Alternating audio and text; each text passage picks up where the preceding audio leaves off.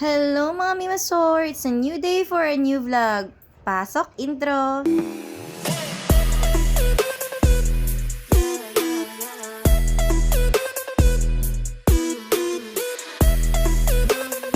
So, ayun na nga mga mima ko, and as you can see, meron tayo dyang loam soil, meron tayong basyo ng tubig, and meron akong nabili dito na gardening tools na super cute and affordable. So, anong inantay natin? Samahan nyo akong gumawa ng paso. Let's go!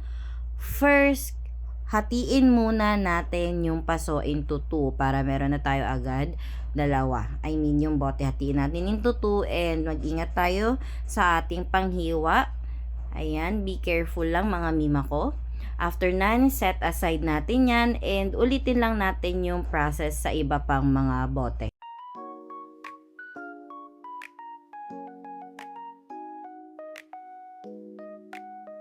After nating hatiin yung mga bote, ngayon naman is kailangan natin siyang butasan gamit yung soldering iron, basta yung pangbutas, panghinang yung tawag dyan eh. So, pag nasa tamang init na siya, ayan, itutusok lang natin yan doon sa ating bote, sa may ilalim, sa may puwetan ng bote at sa mga gilid.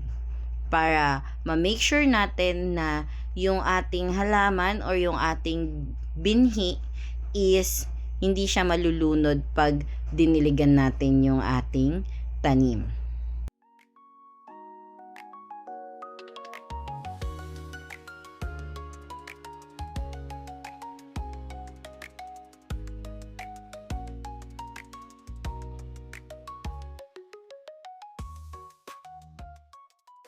So, ayun nga guys, sabi ko nga kanina, 'di ba? So, sa ilalim, butasan natin and sa mga gilid.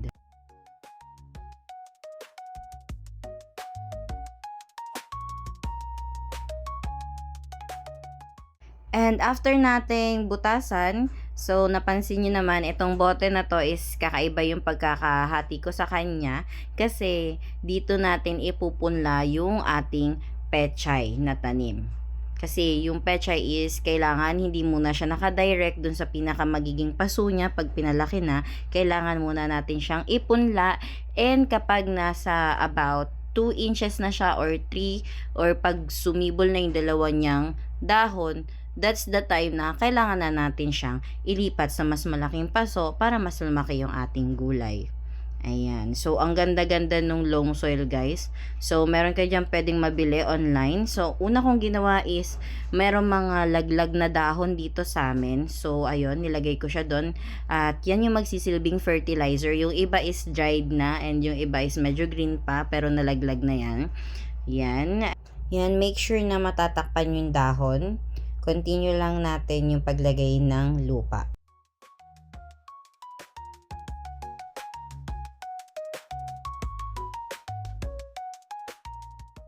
So, ayun mga mima ko, after nyo ilagay yung lupa, ngayon ilalagay na natin yung ating mga buto. Ito po mga buto na meron akong pananim, ito po ay galing sa aming munisipyo. Yes, libre lang po ito and you can check po sa inyong mga munisipyo. Just go to the Office of Agriculture. Ayan, libre po nila yung ibibigay. Tatanungin kayo kung tagasan kayo and then papipirmahin kayo. Meron dun logbook. Yan, just for the record. 'Di ba? So, sobrang helpful po nito, especially kung meron kayong mga lupa or kahit ganito lang, container lang. 'Di ba? Para ma-practice yung grow your own food. So, isa yan sa mga program nila. Actually, ang very helpful to guys kasi 'di ba? Hindi dapat talaga magutom basta meron ka lang sipag at tiyaga. So yung iba na mga nag-a-avail ng free seeds from the munisipyo, tinatanim nila yan and then pagka ready to harvest na, binebenta nila yan. So hindi mo sasabihin na talagang like hindi talaga siya pwedeng excuse na hala magugutom kami kasi gulay lang yan eh. No guys, you can sell this pagka harvest na kayo, pwede nyo ibenta yan guys and then pwede nyo siyang exchange into rice or anything that you need guys. So, yun lang naman guys. So, thank you. Maganda yung ganyang programa. And after nung pechay, magtatanim din ako ng okra. Ayan, pinupuno ko lang yung mga lupa dyan. And mamaya papakita ko sa inyo yung buto ng okra.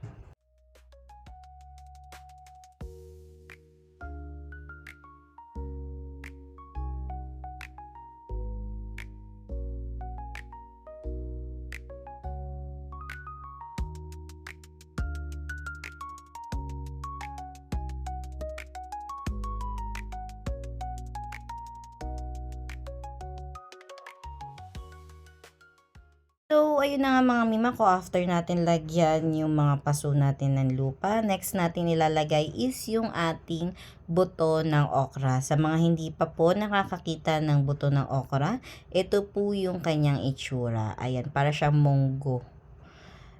Dalawa yung ilalagay kong buto ng okra sa bawat paso just to make sure na may mabuhay tayo kahit isa. And guys, once na magbulaklak yung okra nyo, only okra na yan. Yes, legit na experience na namin yan before. As in, araw-araw nagbubunga yung okra. And hindi nyo siya dapat patagalin kasi magiging matigas na and magiging gulang na. So, yun lang. Make sure lang na alagaan yung maigi. Laging diligan. Laging merong araw. And hindi kayo bibigyan ng okra nyo guys. Libreng ulam and pwede nyo pang pagkakitaan.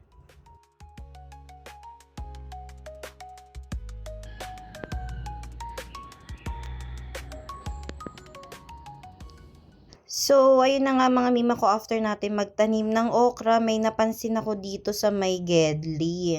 Ayan, so nakilala ko kaagad siya kasi paborito namin to. So, sa mga nagtatanong, ito po ay puno ng sili. So, ayan mga mima ko, ang ginagawa natin ngayon is tinatanggal natin siya dyan kasi ligaw na sili ito. Bigla na lang yan dyan na tumubo sa may semento na may unting mga buhangin, and to make sure na mabuhay siya and lumago and ayun magbunga, ililipat natin siya sa mas safe na place kasi baka matapak-tapakan lang to dito. Sayang naman, 'di ba? Nabuo na nga siya ng ganyan. I mean, nabuhay na nga siya ng ganyan, no? Kita nyo guys, ang dami ng dahon. So, dahan-dahanin lang natin, make sure na hindi mapuputol yung buong ugat niya para mabuhay pa siya.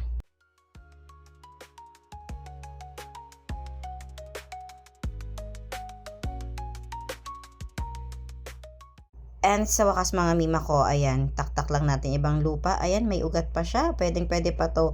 Although nakatabingin na yung puno niya kasi nga ganun na yung pagkakaano niya, buhay niya dun sa buhangin.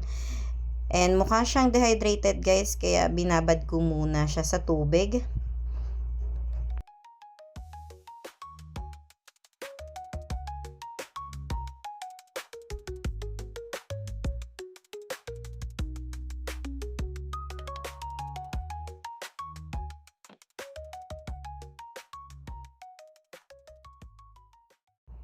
Ayan, sobrang hilig namin sa sili. Talagang na-recognize ko na, oh my gosh, 'di ba? Sili 'to. Sobrang mahal na ng sili ngayon mga mima ko if namamalengke kayo. Kasi one time nakabili ako, piso isa na yung sili, 'di ba? Imagine, pero kung may sarili kang tanim, sobrang halaga ng piso ngayon mga mima ko. Sa inflation ngayon, sobrang halaga bawat sentimo. Kaya kung kaya mo magtanim, grow your own food mga mima ko, organic, and alam mo na hindi nahaluan ng chemicals or whatsoever. So, ayan guys, nilagay ko lang siya dyan. Medyo nahirapan ako kasi nakatagilid na nga yung katawan niya. So, gusto ko sana is naka-straight siya pero parang medyo mahirap. Pero, let's try, 'di ba?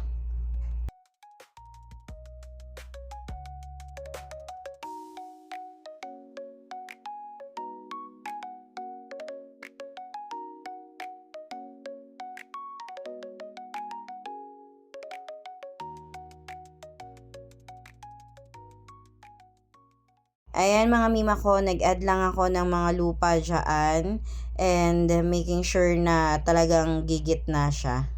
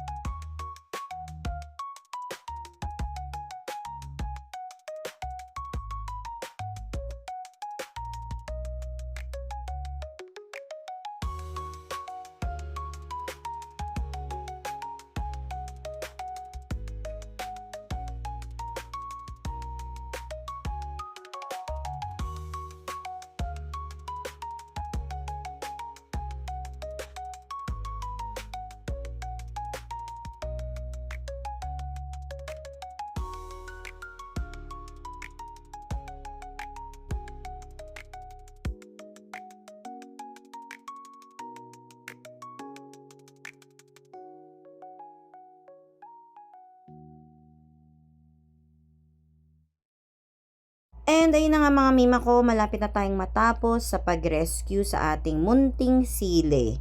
And hopefully mabuhay siya dyan sa ating bagong paso. So comment down below naman kayo mga mima ko kung mahilig din kayo sa sili, kasi kami, as in mahilig talaga kami sa sili. Ever since bata pa ako, nasanay na kami nila mama at papa na meron kaming sili. Lalo na sa sausawan, ay naku, napakasarap ng kain. Pampagana talaga ng kain yan. And ayun na nga guys, after nan, didiligan na natin si ating munting sili. And after natin diligan is itatabi na natin siya sa ating mga halaman.